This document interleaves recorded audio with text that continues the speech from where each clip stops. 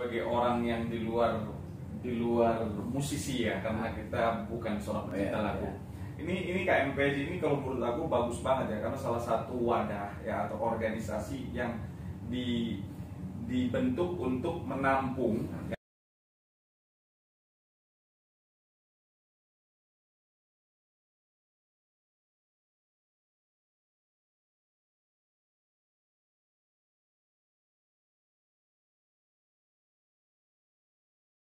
Oke, Assalamualaikum warahmatullahi wabarakatuh. Selamat jumpa di Maman Piul Channel.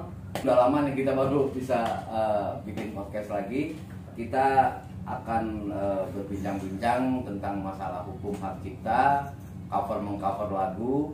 Itu menurut pandangan seorang pengacara Deddy DJ itu semacam apa? Nanti kita bisa lihat. Selamat siang, assalamualaikum. Waalaikumsalam. Alhamdulillah akhirnya saya sampai juga di kantornya di Bumi Serpong Damai ya. Siap BSD Pak. Wah, itu mantap banget. Alhamdulillah kita udah bisa ketemu dan ingin sekali kita berbicara tentang masalah hukum nih, karena memang dari DJ adalah seorang lawyer ya. Jadi mengenai itu kita mau mencoba apa sih pandangannya Kang Deddy DJ tentang seseorang mengcover lagu, izin dari pencipta ya, gitu.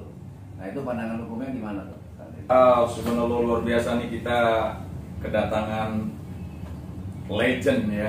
Siapa yang nggak tahu sosok abang kita nih, Bang Maman Piul gitu. Jadi satu kehormatan yang luar biasa kita bisa podcast bareng nih, Wah. Gitu. Nah oke, tadi terkait masalah mengcover lagu. Sebetulnya hal-hal yang berkaitan dengan mengcover atau membawakan lagu orang lain ya, itu sebetulnya sudah ada payung hukumnya.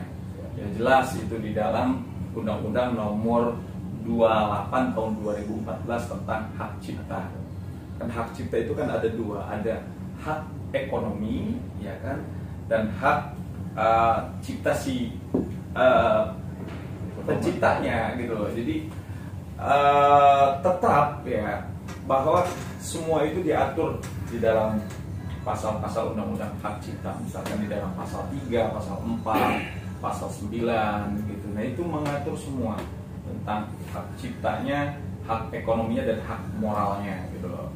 Kalau hak ekonominya gitu, lagu ini misalkan Wamaman menciptakan lagu sudah di hak ekonominya ini sudah didelegasikan misalkan ke salah satu publishing ya. Maka itu hak ekonomi ada di publishing gitu. Tetapi hak moralnya masih melekat gitu. Hak moralnya masih melekat di Maman Piul sebagai seorang pencipta gitu. Nah ini sebetulnya sudah diatur sedemikian rupa di dalam undang-undang hak cipta.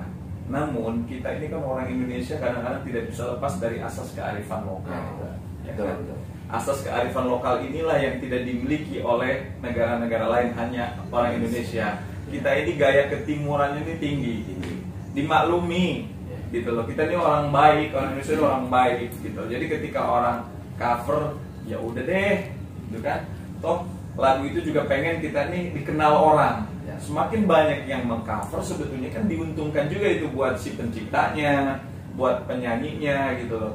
Maka kalau itu selama positif ya bisa dibicarakan secara baik-baik, karena hukum pidana kita sekarang mengatur juga ada restoratif justice. Tidak semua harus diproses pidana. Yuk kita duduk bareng.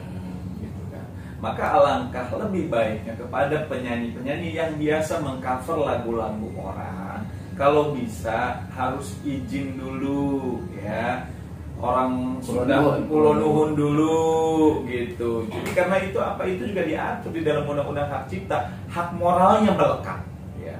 Hak ekonominya juga melekat di publishing. Misalkan kayak contoh nih, kita kasih contoh aja nih, lagu Amel. Lagu Amel ini publishingnya ada di TA Pro ya, untuk lagu serupa dan lagu Aku Ingin Bebas. Hak moralnya melekat di si Om Domi Allen ya. Jadi ketika kalian mau mengcover lagu itu, ya bilanglah ke pencipta, ya kan, aku mau mengcover lagu ini. Karena apa? Kalau hak ekonominya secara otomatis ketika lagu itu dibawakan, maka akan otomatis masuk hak ekonominya kepada publishing, ke TA Pro gitu. Jadi di sini sebetulnya nggak dirugikan, hanya kita pulau nuhun kepada pencipta. Bang Domi Alen, aku mau cover lagu Aku Ingin Bebas ya. Aku yakin nggak mungkin Bang Domi Alen, jangan. Aku yakin pasti Bang Domi Alen monggo atau legowo. Apa tidak karena itu publishing sudah dipublishing oleh siapa, TA Pro? Apa kita tidak minta izinnya ke TA Pro? Akan aku bilang tadi bahwa di dalam undang-undang hak cipta ini sebetulnya hak cipta ini ada dua, hak ekonomi dan hak moral. Hak moral ini numpang dan nempel, dia melekat di pencipta. Kalau hak ekonomi ini, mohon maaf, misalkan hak ekonomi ini didelegasikan kepada siapa nih, publishing mana nih gitu loh. Jadi sebetulnya ini sudah melekat nih, ekonomi sama moral ini di publishing dengan pencipta ini melekat nih. Biasanya kalau pencipta itu kalau nggak salah kan 5 tahun ya, 2 tahun apa 5 tahun, coba kita buka lagi, kalau nggak salah 2 atau 5 tahun gitu. Nah itu ketika sudah selesai kan si pencipta bisa alihkan ke publishing yang lain gitu. Jadi santunnya sih minta izin kepada pencipta karena itu menempel hak moralnya. Kalaupun minta izin kepada publishing lebih bagus juga, Wak, gitu loh. Lebih bagus, lebih santun. Kemungkinan kalau tidak izin kepada pencipta, dia mengcover, nah itu ya otomatis akan ditarik tuh. Pasti akan diklaim ya. Tapi kalau izin pasti kan cari solusi, apakah setengah-setengah gitu kan, dibagi 2 gitu. Jadi ya kalau normatifnya dia tetap harus izin ya.